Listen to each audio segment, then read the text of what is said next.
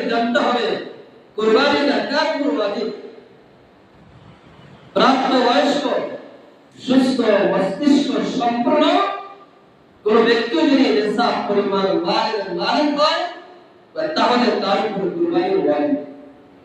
বুঝতে পারছেন? সুস্থ মস্তিষ্ক সম্পন্ন কোন ব্যক্তি যদি নিসাব পরিমাণ মালের মালিক হয় তাহলে তার উপরে কুরবানিটা ওয়াজিব। এই নিসাব পরিমাণ মালের মালিক হওয়াটা জিলহজের 10, 11, 12 তারিখ সূর্য অস্ত যাওয়ার আগ পর্যন্ত হলেই আপনার উপর কুরবানিটা ওয়াজিব। এখন নিসাবের স্বর্ণের ক্ষেত্রে নিসাব হলো, স্বর্ণের ক্ষেত্রে নিসাব 7.5 তোলা, 7.5 ভরি স্বর্ণ। রূপার ক্ষেত্রে 52 তোলা রূপা। এই পরিমাণ যদি অর্থ বা রূপা স্বর্ণ এগুলো যদি কারো কাছে থাকে তাহলে ওই ব্যক্তির উপরে কুরবানি ওয়াজিব।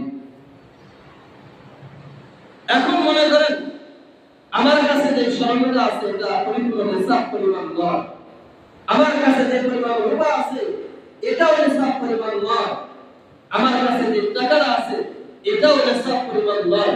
এখন টাকা, স্বর্ণ, রূপা সবগুলো মিলানোর পরে যদি 52 তোলার পরিমাণ যদি নিসাব আমার কাছে হয় তাহলে আমার আপনার উপর কুরবানিটা ওয়াজিব হবে। বুঝতে পারছেন? বর্তমানে আমরা স্বর্ণের নিসাব করব 7.5 ভরি স্বর্ণ আছে কিনা, এরপরে রূপা 52 তোলা রূপা আছে কিনা। যদি আমার স্বর্ণ পরিপূর্ণ নিসাব নয়, রূপারও পরিপূর্ণ নিসাব না, আমার কাছে যে টাকা আছে এটাও পরিপূর্ণ নিসাব পরিমাণ নয়, এখন সবগুলো মিলানোর পরে স্বর্ণ, রূপা, আমার কাছে যে টাকা আছে এই সবগুলো মিলানোর পরে যদি 52 তোলা রূপার যদি সমান পরিমাণ অর্থ হয় তাহলে আমার আপনার উপরে কি হবে? কুরবানি ওয়াজিব হবে।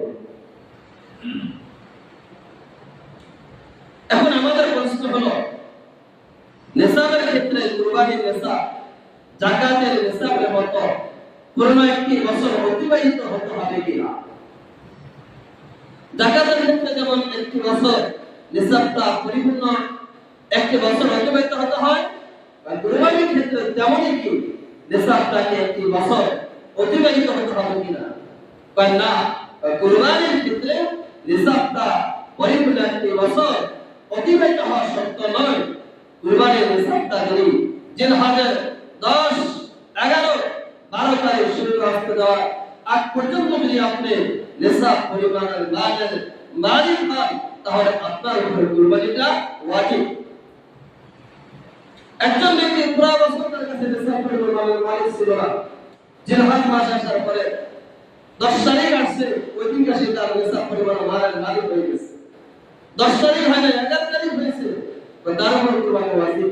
11 তারিখ হয় না কিন্তু 12 তারিখ হয়েছে, কিন্তু সূর্য অস্ত যাওয়ার আগে অর্থাৎ জিলহজের 10, 11, 12 তারিখে সূর্য অস্ত যাওয়ার আগে যদি সে নিসাব পরিমাণের মালের মালিক হয় তাহলে এই ব্যক্তির উপর কুরবানিটা ওয়াজিব।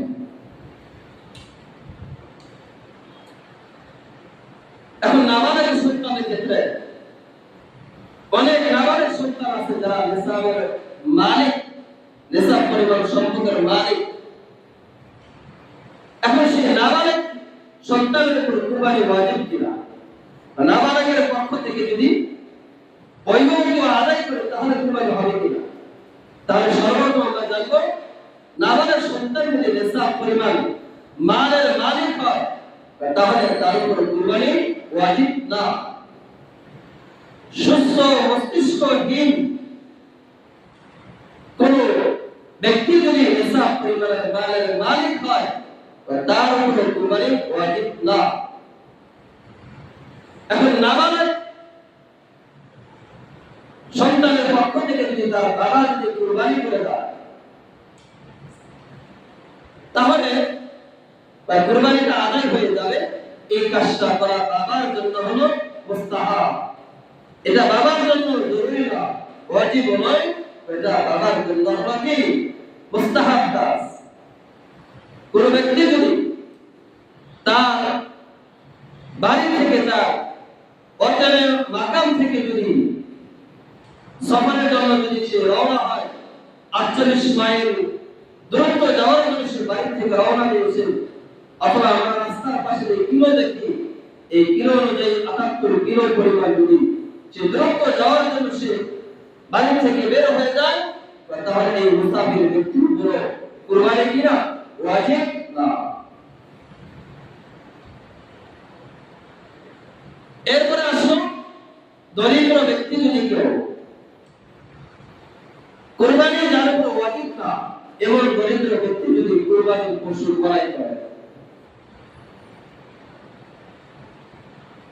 এবং ক্রয় করার পরে এই দরিদ্র ব্যক্তির পশুটা যদি হারিয়ে যায়, হারানোর পরে ওই দরিদ্র ব্যক্তি আবার কি বাজার থেকে আরেকটা পশু ক্রয় করছে, এখন দ্বিতীয় পশুটা ক্রয় করার পর প্রথম পশুটা আবার পাওয়া গেল, এই কুরবানির দিনগুলোর ভিতরে বাইরের আগে সময় থাকতে যদি পাওয়া যায়, তাহলে এই অসহায় দরিদ্র গরিব ব্যক্তির জন্য উভয়টা পশু কুরবানি করা তার উপরে ওয়াজিব। কেন? প্রথম পশুটাকে কুরবানি করা তার উপর ওয়াজিব ছিল না, সে ক্রয় করে তার উপর ওয়াজিব করে নিয়েছে। আবার যখন সে দ্বিতীয় পশুটাকে ক্রয় করে নিয়েছে, এখন প্রথম পশুটা পাওয়ার কারণে দুটা পশু তার জন্য কুরবানি করতে হবে। এক্ষেত্রে ধনী ব্যক্তি যদি একটা পশু ক্রয় করার পরে এটা হারিয়ে যায়, সেই ধনী ব্যক্তি আবার বাজারে গিয়ে আরেকটা পশু ক্রয় করে, ক্রয় করার পরে প্রথম পশু আবার পাওয়া যায়, তাহলে এই ধনী ব্যক্তির জন্য এই দুটা পশু যে কোনো একটা পশু যদি সে কুরবানি দিয়ে দেয়, তাহলে তার কুরবানি কি হয়ে যাবে? আদায় হয়ে যাবে। তার ধনী ব্যক্তির উপরে দুটা পশু কুরবানি দেওয়া কিনা ওয়াজিব না। বুঝতে পারছেন নাকি? তার গরিব ব্যক্তি একটা পশু ক্রয় করার পরে হারিয়ে গেছে, আরেকটা ক্রয় করছে, এখন যদি প্রথম পশুটা পাওয়া যায়, তাহলে উভয়টাকে কুরবানি দিতে হবে। আর ধনী ব্যক্তির ক্ষেত্রে দুটার যে কোনো একটা যদি কুরবানি দিয়ে দেয়, তাহলে সেই কুরবানিটা কি হয়ে যাবে? আদায় হয়ে যাবে। তাহলে উভয়টা পশু কুরবানি দেওয়া কিনা জরুরি না।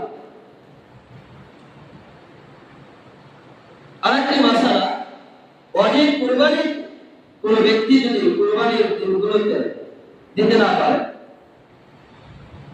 পশু ক্রয় করে নাকি মনে করে একজন ব্যক্তি তার উপর কুরবানি ওয়াজিব ছিল, কুরবানির দিনগুলো থাকা অবস্থায় সে কুরবানি দেয় না, পশু ক্রয় করে না, তাহলে এই ব্যক্তির জন্য কুরবানির দিন অতিবাহিত হওয়ার পরে ভালো মানের একটা ছাগলের মূল্যকে তার সদকা করে দিতে হবে।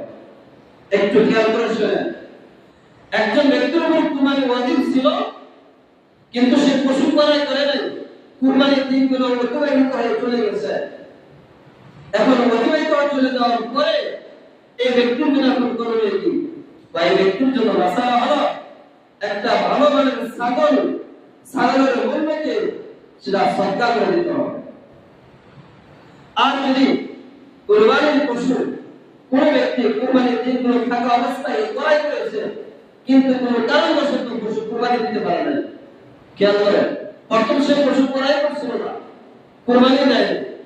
দ্বিতীয় নম্বর শর্ত হলো সে পশু ক্রয় করেছে, কিন্তু কোন কারণবশত বা কোনোভাবে সে কুরবানি দিতে পারে না, তাহলে তার এই কুরবানির দিনগুলো অতিবাহিত হয়ে যাওয়ার পরে এই পশুটাকে সে জীবন্ত অবস্থায় সদকা করে দিতে হবে। যে পশুটা সে কুরবানির জন্য ক্রয় করছিল কিন্তু কুরবানি দিতে পারে না, ওই কুরবানির দিনগুলো চলে যাওয়ার পরে তাহলে এই পশুটাকে জীবন্ত অবস্থায় সদকা করতে হবে। 3 নম্বর হলো, একজন ব্যক্তি পশু ক্রয় করেছে, কুরবানির দিনগুলো অতিবাহিত হয়ে গেছে, কুরবানি করে নাই, কিন্তু কুরবানির দিনগুলো যাওয়ার পরে গিয়া কুরবানি জবাই দিয়েছে, এখন কি মাসালা? কুরবানির দিন হয়তো 10, 11, 12 তারিখ চলে গেছে, উদাহরণস্বরূপ 13 তারিখে কি কোন ব্যক্তি তার পশুটাকে জবাই করে দিচ্ছে, সে মাসালা জানে না, সে জানে যে কোন কোরবানির জন্য আমি পশু জবাই করছি, তাহলে একজন জবাই করলেই চলবে, কিন্তু তার সময় তো আর কি নাই, বাকি নাই, সময় চলে গেছে।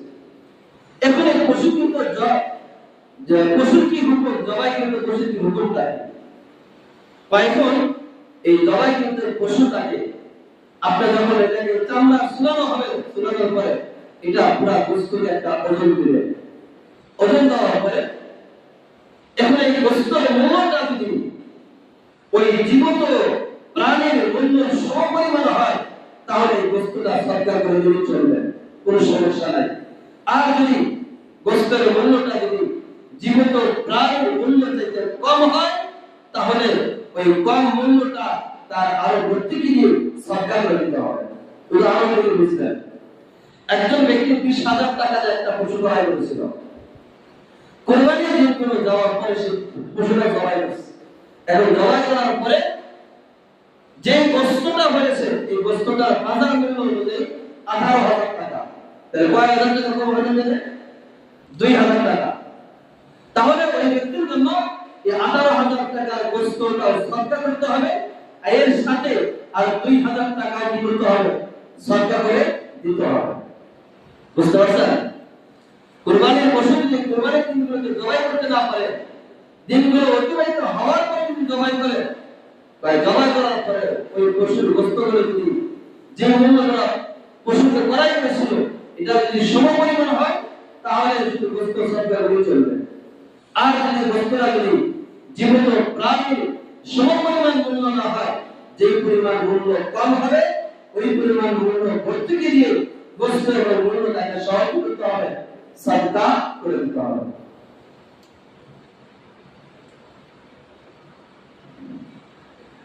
এরপরে যে সমস্ত এলাকা ঈদের এবং জুমার নামাজ হয়, যেমন আমাদের এলাকা এখানে ঈদের নামাজ হয়, জুমার নামাজও হয়। এখন কোন ব্যক্তি যদি আমাদের এখানে ঈদের নামাজ হওয়ার আগেই যদি সে কুরবানির পশুকে জবাই দিয়ে দেয়, কুরবানি দিয়ে দেয়, তাহলে তার কুরবানি কি হবে না। যে সমস্ত এলাকায় ঈদের নামাজ এবং জুমার নামাজ হয়, ওই সমস্ত এলাকায় ঈদের নামাজের আগে যদি কেউ কুরবানি দিয়ে দেয়, তাহলে তার কুরবানি কি হবে না? সহিহ হবে না। রাত্রে কুরবানি করলে হবে কিনা? আমি দিনে কুরবানি দিতে পারছি না, হ্যাঁ রাত্রে কুরবানির ব্যাপারে জিলহজের 10 তারিখে রাত্রিবেলা, 11 তারিখে রাত্রিবেলা কুরবানি দেওয়া অনুত্তম, তবে কুরবানি দেওয়া জায়েজ আছে। কোন কোন ফুকাহে কেরাম বলেন এটা কারাহাত লিখছেন, মাকরুহ লিখছেন, রাত্রিবেলা পশুকে কুরবানি দেওয়া মাকরুহ। কোন কোন তারিখ? জিলহজের 10, 11 তারিখ আর 12 তারিখ সূর্য অস্ত যাওয়ার আগে কুরবানি শেষ করতে হবে। কেন? 12 তারিখ সূর্য অস্ত যাওয়ার পর থেকে 13 তারিখ শুরু, এজন্য 12 তারিখের রাত্রে থেকে কেউ যদি কুরবানি দেয়, তাহলে তার কুরবানি হবে না। বুঝতে পারছেন নাকি? এজন্য কেউ যদি রাত্রে কুরবানি দিতে চায়, তাহলে জিলহজের 10 তারিখ 11 তারিখ দিতে পারবে, কিন্তু 12 তারিখ দিতে পারবে না।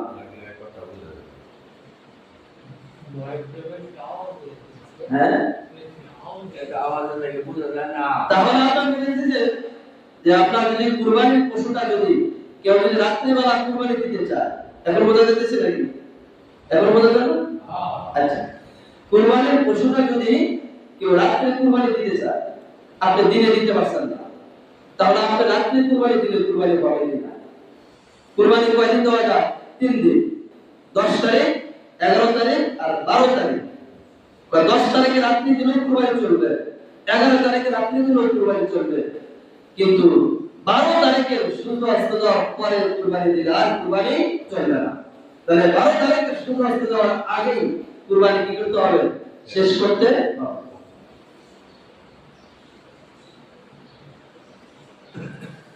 এখন আমরা যে সমস্ত পশু দ্বারা কুরবানি দেব, সেই পশুগুলো কি? উট, গরু, মহিষ, ছাগল, ভেড়া, দুম্বা। উট, গরু, মহিষ, এখানে 3 প্রকারের প্রাণীগুলো আছে।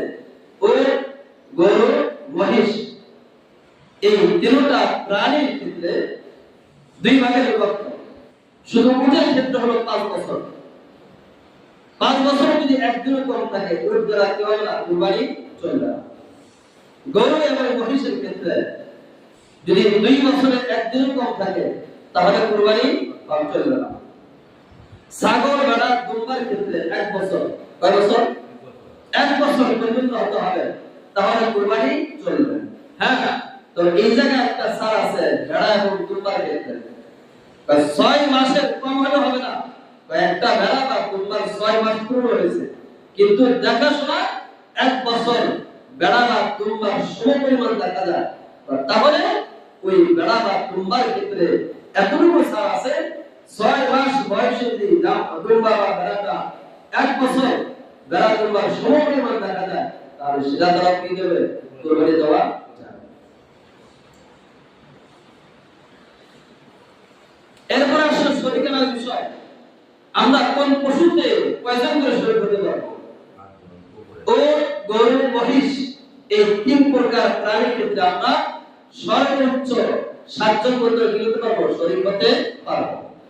আমরা একাও দিতে পারবো, 2 জনও দিতে পারবো, 3 জন, 4 জন, 5 জন, 6 জন, সর্বোচ্চ 7 জন পর্যন্ত ওই গরু মহিষের ভিতরে আমরা শরীকানা এখানে অংশগ্রহণ গ্রহণ করতে পারবো।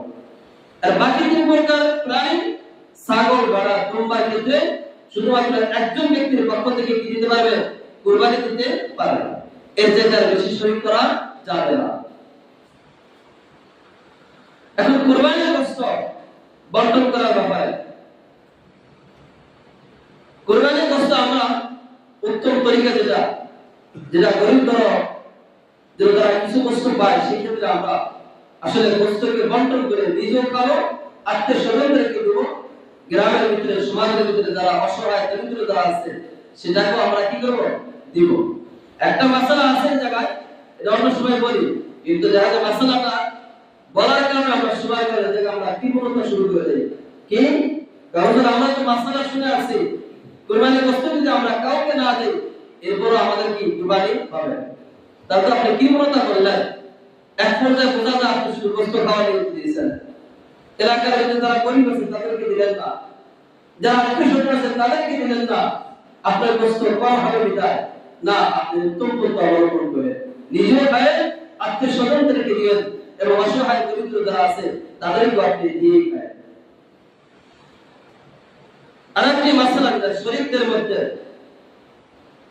আমরা 2 জন, 3 জন, 4 জন, 5 জন, 7 জন পর্যন্ত যদি আমরা শরীক গুলো হয়, বা এই শরীকানার ভিতরে যদি কোন একজন শরীকের যদি নিয়তের ভিতরে যদি গর্ব থাকে, উদাহরণস্বরূপ 7 জনের ভিতরে 6 জনই ওয়াজিবিল্লাহ আল্লাহ তাআলার জন্য, আল্লাহ তাআলার জন্য সে কুরবানি দেয়, আর একজন নিয়ত করো ঈদের সময় আমার বাড়িতে অনেক মেহমান আসবে, আত্মীয় স্বজন আসবে, ওই সময় আমি বাজার থেকে গোশত কিনাটা আমার জন্য আরো টাকা বেশি লাগবে বা খরচ লাগবে, এই জন্য আমি কুরবানিতে শরীক হই।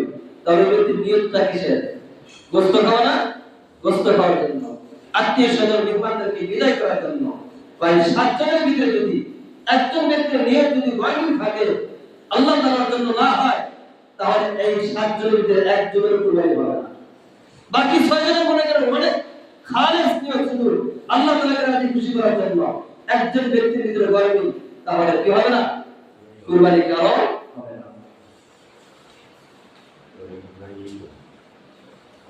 তাহলে শরীয়তের ভিতরে আরেকটি মাসালা, আমরা যে 7 জন বা 5 জন 6 জন মিলে কুরবানি দিই, এর ভিতরে যদি শরীয়তের ভিতর থেকে যদি কোন একজন ব্যক্তির যদি অধিকাংশ উপার্জনটা হারাম হয় অথবা অর্ধেক উপার্জন হারাম হয়, বুঝাচ্ছে দেখি, একটা লোক যা উপার্জন করে আমাদের সামনে আমরা দেখি তার মাসে 20,000 টাকা ইনকাম, এর থেকে 10,000 টাকা সে হারাম মাল উপার্জন করতেছে, অথবা 15,000 টাকা সে হারাম মাল উপার্জন করে, বাকি 5,000 টাকা বা 10,000 টাকা এটা তার হালাল তরিকা আসতেছে। বা এই শরীকানার ভিতর থেকে যদি কোন একজন ব্যক্তির যদি অধিকাংশ উপার্জন হারাম হয় অথবা অর্ধেক হারাম হয়, তাহলে এই শরীকানার ভিতর থেকে কোন একজন ব্যক্তির কুরবানি হবে না। বুঝতে পারছেন সবাই? পরিষ্কার মাসালা। বা শরীকদেরকে নেওয়ার ক্ষেত্রে অনেক যাচাই করে নেবেন, আমার শরীকে যদি সুদ খায়, আমার শরীকে যদি ঘুষ খায়, তাহলে কি কুরবানি হবে? আমরা মাসালাতে স্পষ্ট। অনেক সময় দেখা যায় আমরা 6 থেকে 7 দিনের কুরবানি দেই, একজন আমাদের সুদ করেছে, ঘুষ করেছে, আপনি স্পষ্ট ভাবে বলে দিবেন আপনি সুদ খাওয়ার কারণে, আপনি ঘুষ খাওয়ার কারণে আমাদের কারো কুরবানি হবে না, এটা দিনের দাওয়াত পৌঁছানো হবে, ভবিষ্যতে লোকটা সংশোধন হবে। আর যদি বন্ধুত্বটা ঠিক রাখার জন্য এলাকার একজন পর্দা নেন, আমার বন্ধুত্ব অনেক সম্পর্ক কেমনে না করি, আপনি তো আপনার কুরবানি তো হবে না, আপনার টাকা তো অর্থ তো সব চলে গেল। এই জন্য আমার কুরবানি সহি হইতে যেভাবে অবলম্বন করা দরকার আমি সেভাবে অবলম্বন করতে হবে। এরপর আমরা পশু ক্রয় করার ক্ষেত্রে মাসালাগুলো অনেক মাসালা, কয়েকটি মাসালা বলতেছি। একটা পশুর কয়টা পা থাকে? 4টা পা থাকে। যেগুলো আমরা কুরবানি দেই প্রত্যেকটা পশুর কয়টা পা আছে? 4টা। 4টা পা থেকে যদি কোনো পশু যদি 3 পা দ্বারা চলতে পারে, আরেকটা পা দ্বারা সে চলতে মোটেই পারে না, অথবা জমির উপর কোনো ট্যাগ লাগে না, জমিন থেকে উপরে উঠে রাখে, বুঝতে পারছেন? বাকি 3 পা দ্বারা সে চলতে পারতেছে, বা তাহলে সেই পশু দ্বারা কি যাবে না, কুরবানি দেওয়া যাবে না। এরপর আসেন চোখের ক্ষেত্রে, বা দুইটা চোখের একটা চোখ পরিপূর্ণভাবে অন্ধ অথবা দুটো চোখই অন্ধ, এই পশু দ্বারা কি যাবে না, কুরবানি দেওয়া যাবে না। কান বা কানের যদি অর্ধেক পা এর থেকে বেশি কাটা থাকে, তাহলে সেই পশু দ্বারা কি যাবে না, কুরবানি দেওয়া যাবে না। অর্ধেকের কম হলে তাহলে যাবে। লেজ একই মাসালা।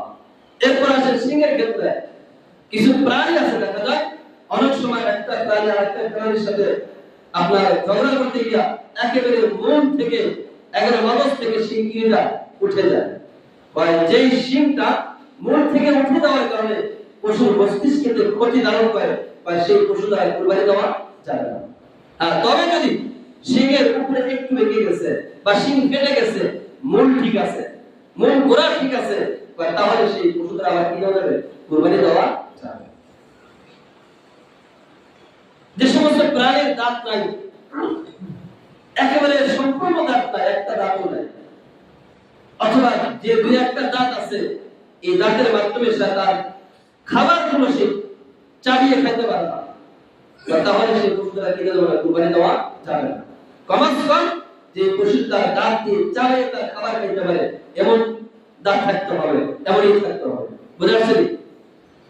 তাহলে এগুলো পশুকে আমাদের ক্রয় করার ক্ষেত্রে অনেকভাবে আমরা মাসালাগুলো জেনে শুনে, অনেক সময় জানা না থাকলে আপনি বাজারে গেছেন একটা দোষ দেখা দিতেছে, সাথে সাথে আমরা হুজুরকে ফোন দিয়ে যার কাছে আপনার এতেকার বা বিশ্বাস হয়, আপনার ভরসা হয়, যা তার কাছে জিজ্ঞাসা করে আমি সঠিক মাসালাটা পাবো, আপনি তাকে জিজ্ঞাসা করে সেই মাসালাটা জেনে আপনি পশু কি করবেন, ক্রয় করবেন।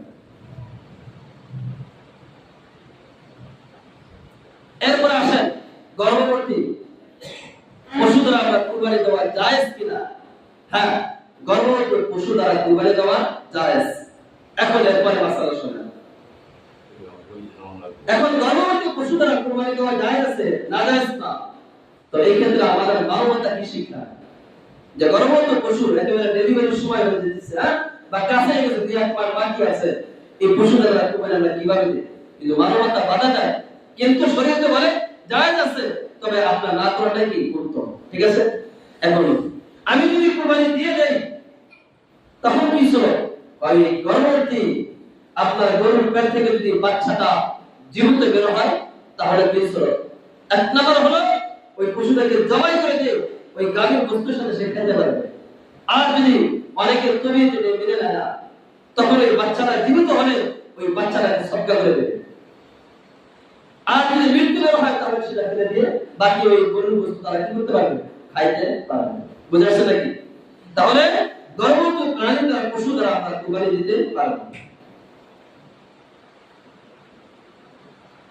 কুরবানির পশু ক্রয় করার পরে আমি ক্রয় করছি দোষমুক্ত প্রাণী, কিন্তু বাড়িতে আনার পরে 5 দিন 10 দিন 1 মাস, অনেক আছে 6 মাস আগেও আমরা পশু ক্রয় করে রাখছি না? কিন্তু ক্রয় করার সময় দোষমুক্ত প্রাণী আমি ক্রয় করেছিলাম, কিন্তু বাড়িতে আনার পরে যে কোনো কারণবশত অন্য কোনো জিনিসের কারণে ওই প্রাণীদের ভিতরে কি দেখা যায়, দোষ দেখা যায়। এক্ষেত্রে সহজে আমরা বুঝবো ভাই, যে সমস্ত প্রাণীগুলো দোষমুক্ত অবস্থায় আমরা ক্রয় করেছিলাম, ওই সমস্ত প্রাণীর ভিতরে যদি এমন দোষ দেখা যায় যেগুলো আমরা কিছুক্ষণ আগে আলোচনা করে আসলাম, যেগুলো জানলে কুরবানি দেওয়া জায়েজ না, ওইগুলো দোষ দিয়ে প্রাণীর ভিতরে দেখা দেয়, তাহলে প্রাণীকে কুরবানি দেওয়া কি হবে না? জায়েজ হবে না। তাহলে এক্ষেত্রে কি করবেন? এক্ষেত্রে শরীয়তে মাসালা কি? যদি ধনী ব্যক্তি হয় এক মাসালা, যদি গরিব ব্যক্তি হয় আরেক মাসালা। বা যদি ধনী ব্যক্তি হয়, তার সামর্থ্য থাকে, তাহলে এই দোষযুক্ত প্রাণীটাকে রেখে সে আরেকটা প্রাণীকে কি করবে? বড়াই করে কুরবানি করে দিয়ে দিবে। 2-4 দিন আগে একজন জিজ্ঞাসা করেছিল, হুজুর আমি একটা পশু ক্রয় করেছিলাম, এটা 10 টাকা দিয়েছে, কিনছিলাম 90,000 টাকা দিয়ে। এখন আমি বাজারে গিয়ে আরেকটা পশু আবার পছন্দ করেছি, ক্রয় করেছি, তার দাম হলো 80,000 টাকা। এখন বাকি 10,000 টাকা আমি কি করব? কথা বোঝা আসছে নাকি? ওনার কথা হলো যে আগে যে পশুটা যতটা ক্রয় করছিল, ওই টাকাটা আরেকটা কি করতে হবে? ক্রয় করতে হবে। এটা শরীয়তের মাসালা। ধনী ব্যক্তির ক্ষেত্রে আরেকটা পশু ক্রয় করে সে কুরবানি দিলে তার ওয়াজিব আদায় হয়ে যাবে। আগের মূল্যের সাথে মিল রাখার কোনো শর্ত না। বুঝাচ্ছে নাকি? আগের মূল্য যে টাকাটা ক্রয় করছিল, এই টাকাটা আরেকটা পশু ক্রয় করে কুরবানি দিতে হবে, এটা কোনো শর্ত না, এটা শরীয়তের বিধান না। বা তার জন্য বিধান হলো আরেকটা পশু কি করে ক্রয় করে কুরবানি দেওয়া, তার ওয়াজিবকে আদায় করার জন্য। আর যদি গরিব ব্যক্তি হয়, যে পশুটা ক্রয় করেছিল, এখন এমন একটা দোষ দেখা দিয়েছে, এটা দ্বারা কুরবানি দেওয়া জায়েজ হবে না, তাহলে গরিব ব্যক্তির ক্ষেত্রে ওই দোষযুক্ত থাকা অবস্থায়ও তার জন্য এই কুরবানি দেওয়াটা জায়েজ। বুঝাচ্ছে নাকি? গরিব ব্যক্তির জন্য এই ক্ষেত্রে ছাড় আছে। দোষযুক্ত অবস্থায়ও ক্রয় করছিল কিন্তু ভালো পশু, কি হবে না? আপনি গরিব আছেন, বাজারে গিয়া ত্রুটিযুক্ত পশু ক্রয় করে বলে আল্লাহ তো আমাকে ছাড় দিয়েছে, এটা লাগবে না মাসালা। প্রথম ক্রয় করছিল ভালো পশু, কিন্তু পরবর্তীতে দোষ দেখা দিয়েছে, এখন তার জন্য আরেকটা পশু ক্রয় করা সম্ভব না। তাই গরিব ব্যক্তির জন্য ওই দোষযুক্ত প্রাণীটাকে দোষ থাকা অবস্থায় তার জন্য কুরবানি দেওয়া কি আছে? জায়েজ আছে। এরপর আসেন আমরা শেষ করে সময় শেষ, আর দুই একটা মাসলা গুরুত্বপূর্ণ বলবো না, শেষ করে দেব। মানে আত্মশুক্রবাদ নাই, এই জন্য আমরা বিশেষ করে যখন কুরবানি দিতে যাই, জবাই করতে যাই, এটা আমাদের ভিতরে ভুল। এই ভুলটাকে ধরে দেওয়া দরকার। আমরা কি বলি বলেন তো? অনেক সময় একটা লিস্ট এনে দেয়, বুঝুন এই যে একটা লিস্টি, আমাদের 7 জনের নামে কুরবানি করবেন, আমাদের 5 জনের নামে কুরবানি করবেন। কথা যারা বাংলা ভাষা বোঝেন একটু খেয়াল করেন। 4 জনের নামে, 3 জনের নামে, 2 জনের নামে বা 1 জনের নামে। এই কথাটা আমরা বলি আমাদের 5 জনের নামে কুরবানি দিবেন না, যদিও আমাদের জেনে দিতে আল্লাহ তাআলার জন্য, কিন্তু কথাটা একটু বুঝে দিতে হবে। কোন মাখলুকের নামে, কোন মানুষের নামে কি হতে পারে না? কুরবানি হতে পারে না। তাহলে আমরা কথাটা কিভাবে বলবো? যে হুজুর আমাদের 5 জনের পক্ষ থেকে আল্লাহ তাআলার রাস্তায় কুরবানি দেন, আমাদের 4 জনের পক্ষ থেকে আল্লাহ তাআলার জন্য কুরবানি দেন, আমাদের 7 জনের পক্ষ থেকে আল্লাহ তাআলার জন্য কুরবানি দেন। কথাটা একটু ঘুরে বললে আমাদের কি হয়? সঠিক হয়, সহি হয়। কিন্তু আমরা মাজারে গিয়ে কোন মাজার নামে পশু ক্রয় করা জায়েজ আছে? তো ওখানে তো ব্যক্তি নামে কুরবানি দিতেছি, আপনি তো এই উচ্চারণ করতেছেন। যদি বিতর্কিত অর্থ খেয়াল করেন, আমাদের 5 জনের নামে আব্দুল খালেক, আব্দুল মালিক, আব্দুল সাত্তার, এই 5 জনের নামে হুজুর করে দিলেন, তাহলে তো আল্লাহ তাআলার জন্য কেমন যেন হয়ে যাচ্ছে না? এদের শরীয়তের মাসালা হলো আমরা এইভাবে উচ্চারণ করব, আমাদের 2 জন, 3 জন, 4 জন, 5 জন, 6 জনের পক্ষ থেকে আল্লাহ তাআলার জন্য পশুটাকে জবাই করে দেন। তাহলে কথাটা কি থাকে? স্পষ্ট থাকে না। এরপরে আমরা যখন জবাই করতে যাই, অনেক গরুওয়ালা তার ইচ্ছা যে কি হয়, হুজুরের সাথে আমি কি করব? জবাই করব। 2 জন, 3 জন, 4 জন কি হয়? শরীক হয়। এই ক্ষেত্রে শুধু হুজুরে বিসমিল্লাহ আল্লাহু আকবার বললো আর বাকি কেউ বললেন না, না, সবাই বলতে হবে। যারা ইসমিতে হাত লাগাইছেন সবাই বিসমিল্লাহ আল্লাহু আকবার কি করতে হবে? বলতে হবে। এখন পশু জবাই করার ক্ষেত্রে যারা নিজের পশুকে নিজে জবাই করতে চান, তার জন্য সবচেয়ে একটা মাসলা জরুরি জানা দরকার, যেটা হলো এখানে একটা খাদ্য নালী আছে, একটা শ্বাস নালী আছে, আর 2 পাশে 2টা মোটা ভাগ আছে। জবাই করার সময় এই 4টা ভাগ কি করতে হবে? কাটতে হবে। তাহলে সেই পশুটা আমার আপনার জন্য কি হবে? হালাল হবে। এজন্য যারা 4টা ভাগ কাটা গেল কিনা এটা যারা বুঝতে পারে বা যাদের অভিজ্ঞতা আছে সেই জন্য। আমি আমার অভিজ্ঞতা নাই, আমার নিজের পশু দ্বারা শুনেছি মাসালা, নিজের পশু নিজে জবাই করা উত্তম, কিন্তু জবাই করা মাসালা আমি জানি না, আপনি ভুল করলেন, তাহলে লাভের সাথে ক্ষতি কি হবে? বেশি হবে। এজন্য জবাই করার ক্ষেত্রে আমরা এগুলো কি করব? খেয়াল করব। আরেকটি মাসালা, যেমন আমরা অনেক আগে, যারা 6 মাস আগে বা 8-10 মাস আগে পশু ক্রয় করছি, অথবা 1 মাস আগে যারা ক্রয় করছি, কুরবানিকৃত পশু দ্বারা পুরোপুরি উপকৃত হওয়া যায় না। বুঝে আসছে নাকি মাসালাটা? মনে উদাহরণস্বরূপ, আপনি একটা পশু ক্রয় করছেন 3 মাস আগে, আপনার জমি চাষাবাদ করার ক্ষেত্রে এই গরুটা নিয়ে আপনি চাষাবাদ করতেছেন, অথবা অনেক জায়গা আছে গরু দিয়ে মাল কি করে বহন করে, এই গরু দ্বারা আপনি মাল বহন করতেছেন, ইত্যাদি ইত্যাদি। আপনার পশু দ্বারা কোনো প্রকার উপকৃত হওয়া কি নাই? জায়েজ নাই। অনেক সময় আমরা গাভী ক্রয় করে নিয়ে আসি, দেখা যায় গাভীর ওলানের ভিতরে কি থাকে? দুধ থাকে। 2 দিন, 3 দিন, 5 দিন, 1 সপ্তাহ আমরা এটাকে দহন করে আমরা ভক্ষণ করতেছি, খাইতেছি, পান করতেছি, তাহলে এখানে মাসালা কি? এগুলো তো উপকৃত হওয়া জায়েজ নাই।